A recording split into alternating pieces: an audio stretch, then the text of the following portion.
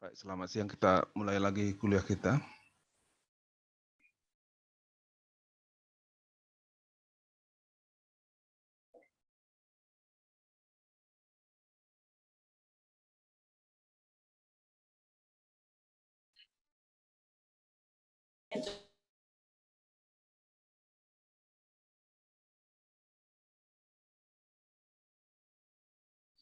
Kedengaran nggak, Ketua? Kelihatan, Pak. Kelihatan nggak? Kelihatan nggak ini? Di sini masih loading, Pak.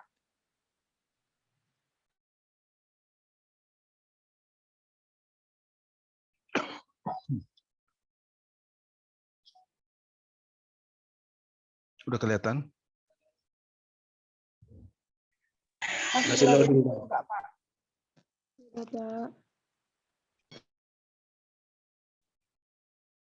Oke, saya ulangi lagi ya.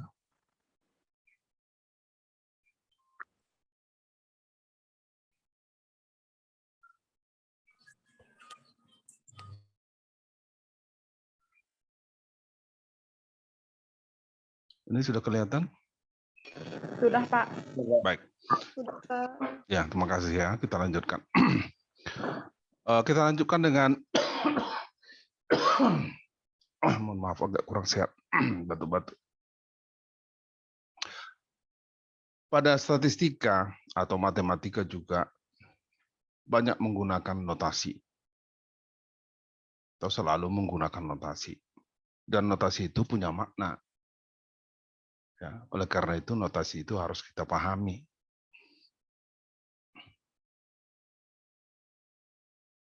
Pada awal ini kita lihat bagaimana notasi perjumlahan. Misalkan ada percobaan yang menyebabkan penurunan bobot badan. Itu ada di halaman 12. Silakan buka halaman 12. Halaman 12. Jadi penurunan bobot badan itu untuk orang yang pertama 15 dan seterusnya.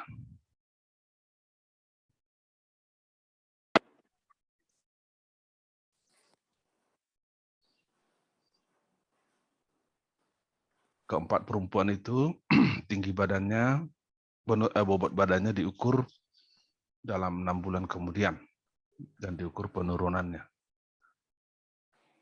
Jadi kalau perempuan pertama memiliki penurunan bobot badan 15 dan seterusnya sampai perempuan keempat penurunan badannya dalam 6 bulan 6 kg. Ya, di halaman 12 jelas itu ya. Nah, kalau kita mau lambangkan nilai-nilai tersebut, maka nilai-nilai tersebut bisa dilambangkan dengan X. X1. Ya, X1. Berarti kan satunya itu merujuk kepada perempuan pertama. Saya ingin tekankan bahwa satunya itu adalah subscribe. Tulisan di bawah garis. Nah, jadi tidak sejajar. Ya. Bukan seperti ini, bukan X1, bukan. Ya. Bukan seperti ini. Tetapi dia berupa subscribe. Kalian tahu subscribe ya? Tulisan di bawah garis. Nah, X2 10 kilo, X3 18 kilo, dan X4 6 kilo. Sekarang kita mau jumlahkan. Ada notasi. Notasinya untuk perjumlahan adalah huruf Yunani, sigma. Anda bisa lihat di buku itu sigma. Ini adalah bentuk notasi huruf sigma, huruf besar. Nah, kita mau menjumlahkan empat-empatnya. Ini sigmanya, ini kalian tahu ini ada sigma ya.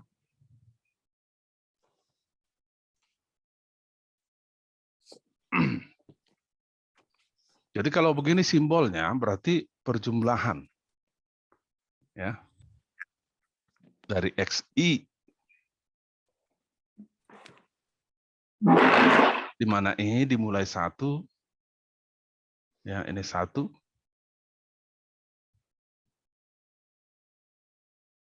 Hingga 4. 1, I1, 4.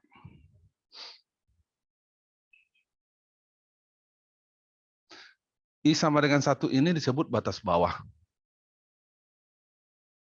4 ini adalah batas atas. Artinya kita akan menjumlahkan X1 tambah X2 tambah X3 tambah X4. Jadi coba Anda lihat bahwa betapa efektifnya simbol notasi pada statistika atau matematika.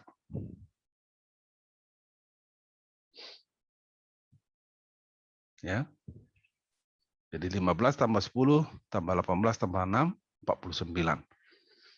Itulah arti notasi simbol tersebut. Sekali lagi sekarang sudah 15.07, nggak ada lagi yang bisa saya izinkan masuk yang mengganggu konsentrasi. Bagaimana dengan kalau seperti ini? Ada yang bisa membacakannya? Sri Roh Tafia misalnya?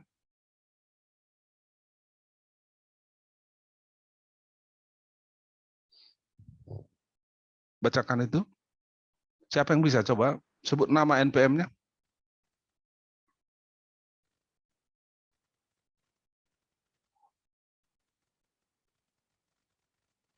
Eva? Ferry? Bisa, Pak. Ah? Bisa, Pak. Coba Eva. Eva dulu. Eva 20720030. Ya, silakan. Ini cuma dibacakan, Pak. Ya, baca aja. Sigma X sama dengan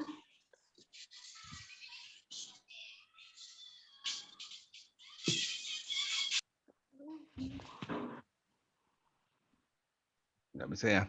Coba yang lain. Saya Pak, yang nomor 2-nya bisa Pak? Boleh silakan. Fikri ya. Frikim Pak. Frikim.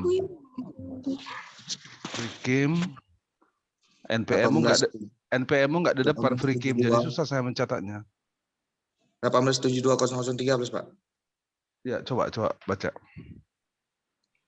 Sigma dari 3 I sama dengan 2 X1 sama dengan X2 tambah X3 sama dengan 10 tambah 18 sama dengan 28 Pak. Nah, cara membacanya belum sempurna. Coba sekali lagi Frikim. Sigma dari Sigma 3 I sama dengan 2. X1 sama dengan X2 tambah X3 sama dengan 10 tambah 18 sama dengan 28 Pak. Ya, ada yang lain bisa membaca itu? Belum sempurna. Nah, jadi terima kasih aktif nih si Fikri dan si Eva. Ini Eva dibaca perjumlahan dari XI atau sigma XI, di mana I dimulai dari 1 hingga 3. Nah, tinggal menghitung kan. Ini nomor 2 ini si Frikim tadi salah. Ini perjumlahan dari XI atau sigma XI. Boleh dikatakan perjumlahan atau bisa juga sigma. Karena sigma itu artinya perjumlahan. Jadi sigma XI di mana I dimulai dari 2 hingga 3. Oke.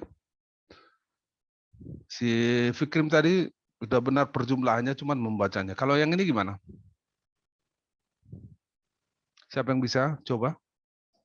Sri Roh Tafia, udah bisa? Siapa yang bisa? Silakan cepat. Saya, Pak. Siapa? Pak. Lydia. Siapa? Lydia Pak. 207 20034. 207 20034. ya. Siapa namamu? Lydia Pak. Lydia, ya. Silakan bacakan ini. Penjumlahan XI kuadrat dari 3 sampai 4. Belum sempurna. Satu lagi yang kau lupa menyebutnya. Coba sekali lagi. Penjumlahan XI kuadrat dari 3 hingga 4. Ini oke, supaya cepat kita sedikitnya. Jangan lupa menyebutkan I-nya. Jadi sigma dari XI kuadrat, di mana I dimulai dari 3 hingga 4. Udah paham ya? Sigma XI kuadrat, sigma XI kuadrat, di mana I dimulai dari 3 hingga 4. Oke, udah ya? Oke, udah mantap lah. Nah, kemudian ada juga notasi-notasi seperti ini. Siapa yang bisa membaca ini? Coba. Coba. Sebut nama NPM. Saya Pak mencoba. Kasih Marito. Kasih Ya. Mari. NPM 20720033 Pak. ya. Bacalah dulu ini. Yang pertama ini. Sigma penjumlahan sigma X1 ditambah Jangan dua kali sebut. Kau boleh pilih perjumlahan atau sigma. Hanya salah satu. Coba sekali lagi. sigma X1 ditambah YJ ditambah YI ditambah ZI dimulai dari I sama dengan 1 hingga N. N bisa dikatakan sampai tak terhingga Pak, sampai batas waktu. Sampai N. Coba sekali lagi, kurang sempurna. Ada yang salah kau tadi. Sigma X1 ditambah YI. Enggak, 1. XI. Bukan Salah, X. Pak. Ya, saya ulangi. Sigma XI ditambah YI ditambah ZI dimulai dari I sama dengan 1 hingga N. Di mana I? Di mana I sama dengan 1 hingga, dan N bisa dikatakan tak terhingga. Jangan hingga N. Nah, oke. Jadi perjumlahan dari XI tambah YI tambah ZI, di mana I dimulai dari 1 hingga N. Oke. Nah, ini simbol ini juga bisa dinotasikan seperti itu. Jadi kalau dalam kurung dia, artinya seperti ini yang di bawah ini. Berarti kan jumlah dari XI, di mana I sama dengan 1 hingga N, ditambah jumlah dari YI, di mana I sama dengan 1 hingga N, tambah jumlah dari ZI, di mana I dimulai dari 1 hingga N. Gitu ya. Mengenai rumus-rumus itu sudah banyak di dalam buku. Kalian boleh lihat di sana bagaimana perjumlahan-perjumlahan. Nah, ini ada juga kita sering melihat tabel, ya, melihat tabel. Kalau di dalam buku itu tabelnya itu ada di mana itu ya? Halaman 16, Pak. Ya, halaman 16. Terima kasih ya. Halaman 16. Nah, kalau ada tabel seperti ini, jumlahnya bisa juga disimbolkan seperti ini. X1 titik. Sekali lagi, satunya ini subscribe ya. Satunya ini subscribe. X1 titik. Nah, titik ini mewakili J. Nah, kalau ini X titik I, titik ini mewakili I. Nah, jadi X1 titik ini sebenarnya adalah X11, X tambah X12 tambah X3 tambah X13 tambah X14. Nah, ini X titik 1 apa ini? Siapa yang bisa mencoba? X titik 1 itu?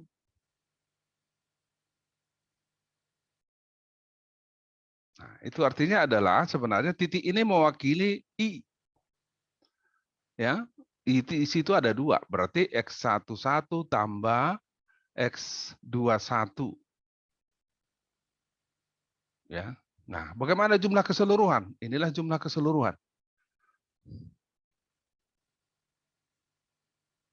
Inilah jumlah keseluruhan. X titik-titik. Bisa juga orang tuliskan seperti itu. Berarti titik itu, titik yang pertama itu mewakili I, titik yang kedua itu mewakili J. Berarti X inilah dia.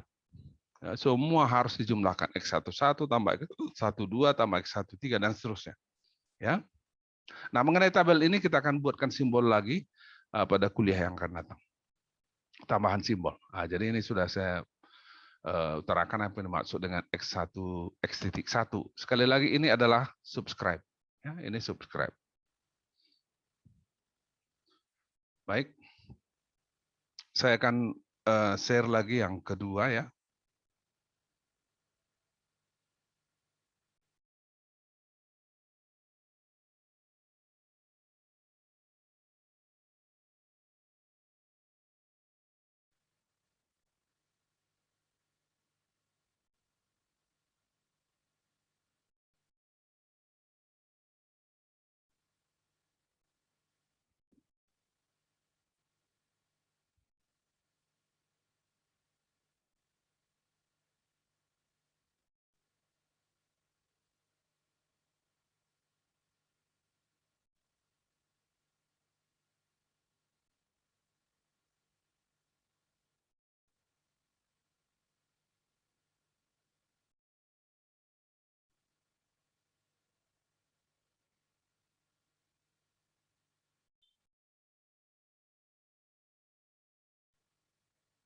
Pak, izin bertanya, boleh Pak?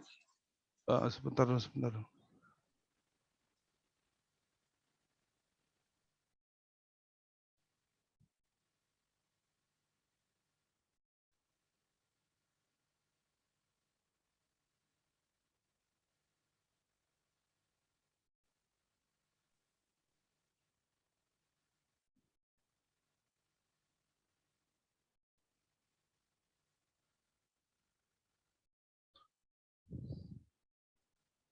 Udah kelihatan ini?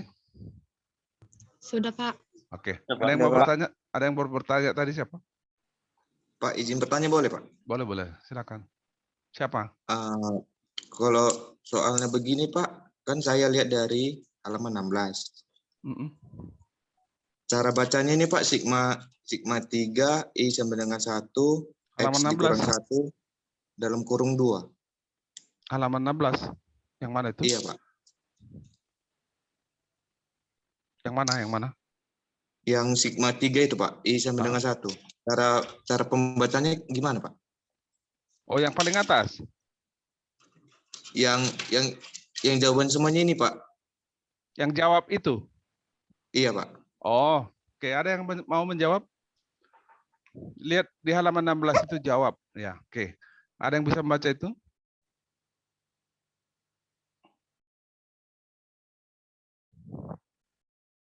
Oke. Jumlah dari pengkuadratan X kurang 1. X kurang I, sorry. Jumlah dari pengkuadratan dari X kurang 1 I, di mana I dimulai 1 hingga 3. Masih ingat kalian hukum matematika ya? Jadi X kurang 1 kuadrat itu kan X kuadrat kurang 2 XI tambah I kuadrat. Jadi cara membacanya mau katanya tadi ya. Sigma dari pengkuadratan X kurang I kuadrat, di mana I dimulai 1 hingga 3. Oke, kita lanjutkan dulu ini ya. Bisa ya Fikrim ya? Bisa Pak. Oke, kita lanjutkan parameter dan statistik. Nah, pada kuliah yang lalu kita sudah bicarakan tentang ada populasi, ada contoh, ya, ada contoh acak. Nah, kita pastikan lagi kita mengerti tentang populasi.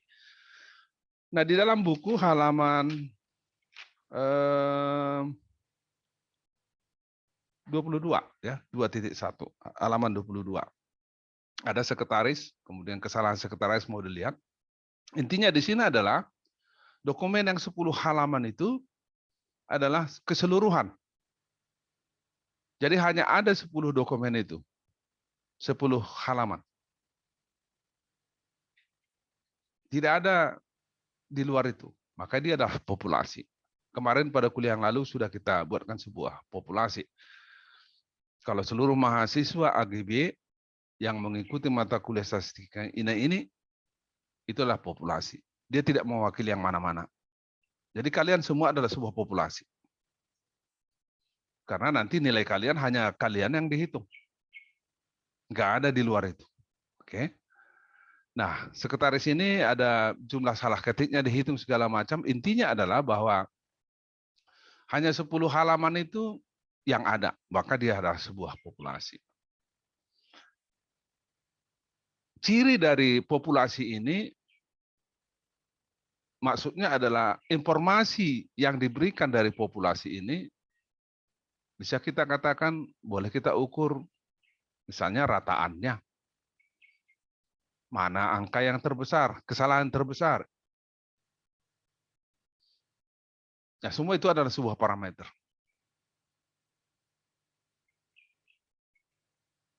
Kalau kita katakan kita mau ukur, kita informasikan rata-ratanya.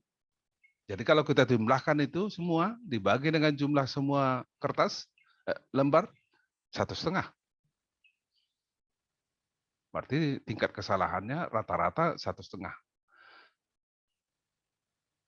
Nah, karena ini adalah sebuah populasi, maka notasi untuk rata-rata adalah ini. Mu. Kalian pasti sudah pernah mempelajari huruf-huruf apa ya, Yunan ya. Mu. Jadi begini bentuknya, baca mu. Oke. Begini bentuknya maka dibaca mu. Ini perlu kita ingat karena ini populasi. Nanti rata-rata untuk contoh berbeda notasinya. Lalu kalau kita buat juga, kita nyatakan juga jumlah kesalahan terbanyak, itu juga parameter.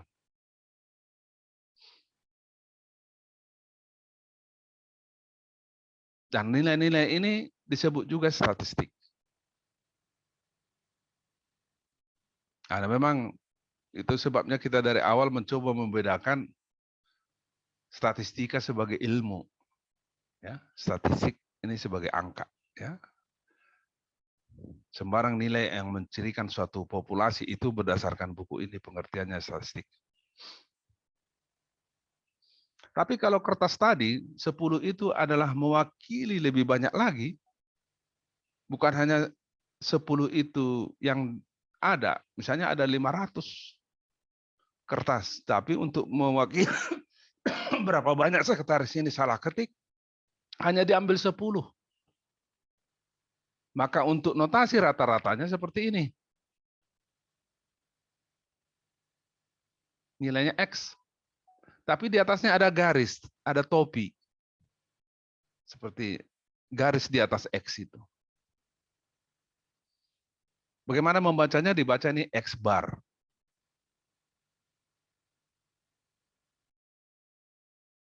Nah, ini adalah contoh. Yang 10 kertas tadi kita katakan contoh. Maka inilah nilai tengah contoh. Disebut juga rata-rata.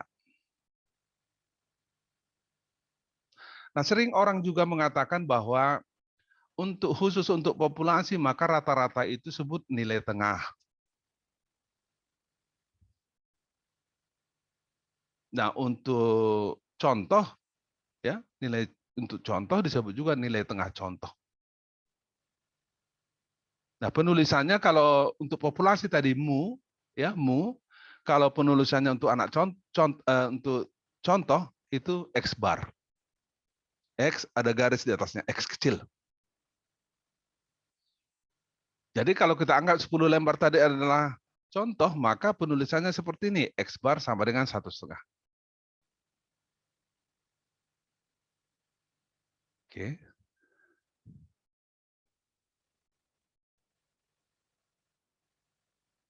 Nah, angka-angka itu, data-data itu bisa juga kita analisis apa yang kita kenal dengan ukuran ukuran lokasi pusat, ukuran pemusatan, dan seterusnya.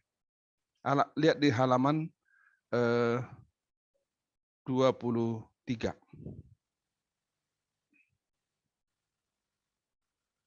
Halaman 23. Wah, udah mau habis waktu ini. Oke. Di halaman 23 di bawah ya. Kalau kita mau notasikan bahwa kertas tadi adalah populasi, entah apapun itu, kalau kita mau notasikan rata-rata dari sebuah populasi atau nilai tengah populasi, inilah dia rumusnya. Mu sama dengan ya, sigma dari XI, di mana I dimulai dari 1 hingga N dibagi N. Nah, Anda lihat di situ N-nya huruf besar. N-nya huruf besar. Kembali Anda lihat di situ yang digunakan adalah mu. Jadi untuk populasi inilah simbolnya untuk menghitung nilai tengahnya atau rata-ratanya. Mu sama dengan sigma dari XI, di mana I dimulai 1 hingga N dibagi N. N huruf besar. Oke. Nah, kalau pada contoh yang tadi, pada contoh buku ada menghitung mu dengan dianggap bahwa apotik, ya, ada pegawainya, ada 5 apotik, maka dianggap bahwa apotik ini hanya itu yang ada, berarti dia populasi, maka bisa dihitung datanya. Berapakah banyaknya rata-rata pegawai dari apotik itu. Jadi jumlah dari ya, cuma dari pegawai-pegawainya dibagi dengan jumlah dari apotik. Sederhananya begitu dibahasakan, tetapi dalam statistik nggak seperti itu pembahasaannya. Kalau sederhananya kita dalam kehidupan sehari-hari kita katakan jumlah keseluruhan dibagi dengan anggota keseluruhan, kan gitu ya. Jumlah pegawai seluruh apotik dibagi dengan jumlah apotiknya. Itu bahasanya. Tetapi dalam statistik bukan seperti itu. Mu sama dengan jumlah dari XI, di mana I dimulai dari 1 hingga N. Berarti maksudnya dibagi N lagi. Berarti kan maksudnya X1 tambah X2 tambah X3 tambah X4 tambah X5 dibagi dengan 5. Jadi mu-nya seperti itu.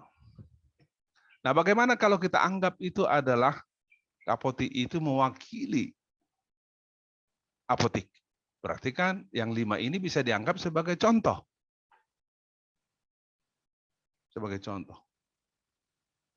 Berapa jumlah keseluruhan apotik kita nggak tahu. Tapi kita anggap 5 ini sebagai contoh saja dari seluruh apotik yang ada. Kita nggak tahu berapa apotik. Maka rumusnya seperti pada di bawah itu, definisi itu, nilai tengah contoh. Bagaimana membacanya? X bar sama dengan jumlah dari atau sigma dari XI, di mana I dimulai 1 hingga N. Coba Anda lalu dibagi N. Anda bisa lihat di situ N huruf kecil. N-nya huruf kecil. Jadi kalau kalian diminta tuliskan rumus untuk menghitung nilai tengah dari populasi dan nilai tengah dari contoh, maka notasinya berbeda. Notasi yang berbeda tadi pada populasi mu dan N besar. Pada contoh, maka notasinya X bar dan N huruf kecil.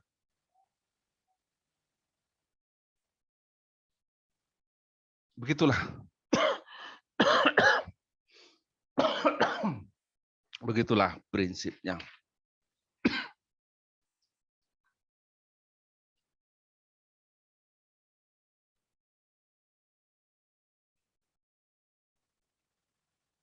Oke, target kita hari ini selesai ya. Nah, baru pada kuliah yang akan datang akan lebih rumit lagi ya. ukuran pemusatan lainnya.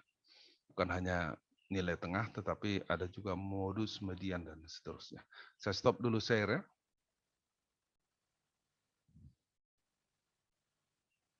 Baik, buka videonya, ini kan sedang direkam, nanti saya ingin lihat. Kita ada 53, ada absensi terakhir tadi saya print, itu ada 66. Ya, ada 66. Kita di sini hanya ada 52, berarti ada 13 orang tidak hadir. Oke. Karena waktu belum saya cek bukunya ya. Tapi pastikan bahwa kalian punya buku itu. Ya, kalian punya buku itu. Dan saya lihat absensinya ini sulit juga. Ini ada juga nama di depan tidak NPM. Jadi misalnya si Anita nama yang di depan. Si Antonius nama yang di depan. Makanya tadi siapa tadi saya sulit sekali menanyakan NPM-nya si Lydia misalnya kan. Bukan NPM tadi di depan, tapi nama. Mulai kuliah yang akan datang, tolong lagi serius kalian merubah penampilannya sehingga NPM di depan. Mengerti kan yang saya maksudkan? Mengerti, Pak. Pak. Ya. Kalau nama di depan susah saya nanti mau habis waktu ya. Oke. Ada pertanyaan tadi si Frikim ada pertanyaannya?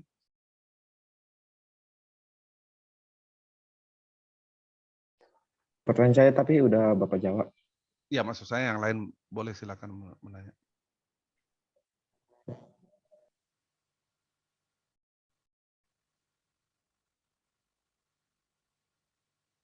Ya, belum semua membuka videonya.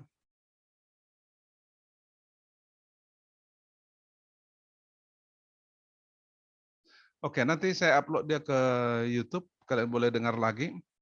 Saya ingin pastikan kepada kalian bahwa saya minta kalian melihat ke YouTube kalau kalian perlu. Mengapa saya tidak upload itu ke WA? Itu bayangkanlah tiga mata kuliah ini, 4 kelas. Kalau saya upload itu ke HP, itu akan membuat HP saya jebol. Pernah seperti itu. HP kalian juga bisa jebol karena memori yang terbatas. Maka kalau kalian butuh, silakan lihat di YouTube. Tidak dipaksa. Tidak dipaksa. Kalau kalian butuh aja. Oke? Jadi jangan kalian dipaksa. Karena YouTube Bapak itu sudah komersial gitu ya. Ada iklan. Oh, enggak seperti itu ya. Setiap perkuliahan saya buat seperti itu dengan penjelasan seperti ini. Oke? Jadi jangan jadi negative thinking kalian. Baik, selamat sore. Kita ketemu lagi minggu depan. Agak batuk saya sehingga Selamat sore, Pak. tidak 2 kali. Jaga kesehatan masing-masing ya. Terima Baik, kasih Pak. atas keaktifan hari ini. Selamat sore Pak, Tuhan Yesus memberkati. Oke, amin ya.